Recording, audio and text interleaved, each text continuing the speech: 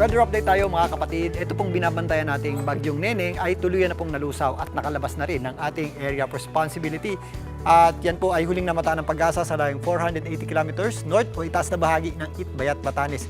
Ito po ay humihila ng habagat pero dahil nasa taas na po yan ng ating bansa, diyan na lamang po sa itaas na bahagi ng Northern Luzon at extreme Northern Luzon ang epekto ng habagat. Pero meron tayong panibagong low pressure area. Dito naman sa labas ng ating area of responsibility, sa eastern section ng northeastern Mindanao, yan po ay huling namata ng Pag-asa sa layong 1,725 kilometers east ng nabanggit kong area. At ito po ay nasa katamtaman ang chance maging bagyo. Pero ito ang mas i-consider natin, ang bagyong may international name na Saudel na huling namata ng Pag-asa sa layong 2,785 kilometers east ng Eastern Visayas.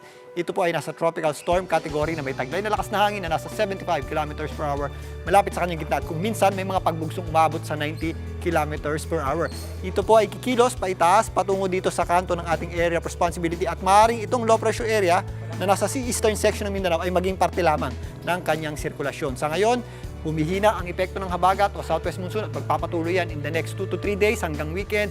Pero by Monday, if ever na nandito na sa kanto ng ating area of responsibility, etong bagyong may international name na Saudel, muling babalik yung ating habagat o southwest monsoon na magpapaulan muli dito sa kanlurang bahagi ng Luzon. Narito yung tropical cyclone threat potential ng Pag-asa. Makikita dito na banda dito sa itaas na bahagi ng ating bansa. Sa kanto ng ating PAR, inaasahan natin didikit itong tropical cyclone na may international name na Saudel. Ito nga yung dating bagyong Neneng at yung isa pang bagyo na tumama na dyan sa southern portion ng China. Ito po yung kabuuang lagay ng ating karagatan at panahon. Dito po, yung kabuuang pupuntahan ng ating mga sama ng panahon nakapalibot sa ating area of responsibility. At dahil nga humina yung ating habagat, posible pa rin yung ating mga kalat-kalat na pag-ulan at mga thunderstorms dito na lamang sa areas ng Batanes, Apayao at ilang bahagi ng Kalinga, kasama na dyan ang Ilocos Norte. Pero malaking bahagi po ng Northern Luzon, Central Luzon, including Calabarzon area at yung Mimaropa area, yung mga nakaranas ng malalakas sa pag-ulan dahil sa habagat is pwede na po tayo maglaba,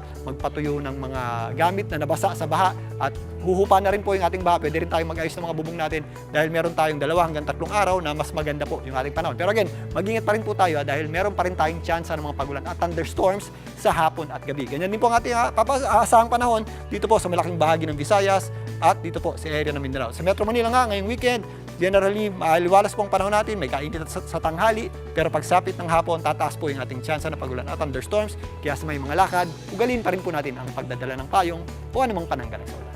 At yan muna ang latest sa ating lagi ng panahon. Muli ako po ang inyong weather frontliner, Alvin Puran, na lagi may panahon para sa iyo. Mga kapatid, Julius Babaw po. Para sa komprehensibo at makabuluhang balitaan at talakayan, mag-follow at mag-subscribe na sa social media pages ng News 5.